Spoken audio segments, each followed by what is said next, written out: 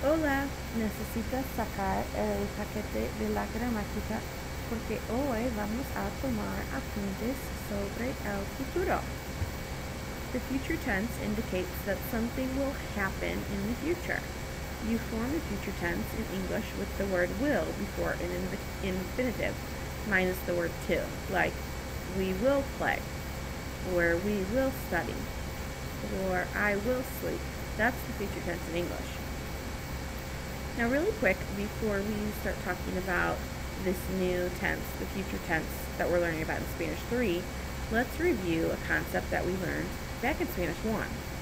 We already learned how to refer to the future and future events by using ir plus a plus infinitive. It was a very simple, easy way for us to refer to future events. Use a conjugated form of ir, like voy, vas, va, vamos, van, plus the letter a, plus the infinitive. So, ir plus a plus infinitive is a very easy Spanish 1 way to say that we are going to be doing something in the near future. Like, voy a llevar a mi hermana a su casa. I am going to take my sister to her house. Now, in Spanish 3, we're learning that Spanish verbs can also be conjugated into the future tense. Before we learn about this tense, I want to preface everything we learn with a very important announcement, which is we are going to be adding the endings, the new future tense endings, directly onto the infinitive. Yeah, that's right. Don't take the AR, ER, or IR ending off, just in case it wasn't clear. You're going to be adding the future tense endings after the infinitive ending. Keep the AR, ER, IR. Okay, so you add endings directly to the infinitive to form the future tense of regular verbs. It doesn't matter if it's an AR verb, an ER verb, or an IR verb, because all verbs have the same endings in the future. So after your infinitive, whether it's jugar, proteger, or traducir, you're going to add has, hemos, han. You'll notice that all forms, except for the nosotros form, have an accent. So for instance, if you wanted to say, I will play, back in Spanish 1 you learned voy a jugar. Well, now in Spanish 3 you can say jugaré. Or if you wanted to say we will protect, back in Spanish 1 you would have said vamos a proteger. Now you're going to say protegeremos. Or back in Spanish 1, if you wanted to say you will translate, you would have said vas a traducir. But now in Spanish 3, you're going to say traducirás. Did you notice that part when I said that all verbs have the same endings in the future tense? Oh, happy day. Look at that cow. So happy. That sheep looks pretty happy too.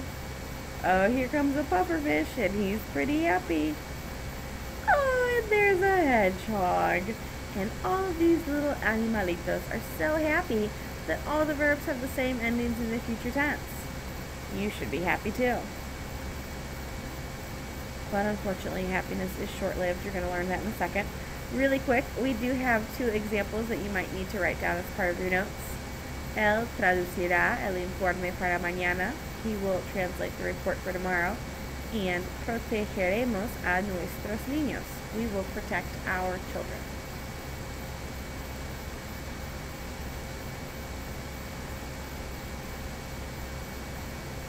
So remember that part where I said that happiness can be short-lived? Yeah, we're going to find out why on the next slide. Some verbs are irregular in the future tense. You change their stems before adding the regular future tense endings. Here we have a list of 10 irregular future stems, and we're just going to have to memorize that these verbs are irregular in the future tense.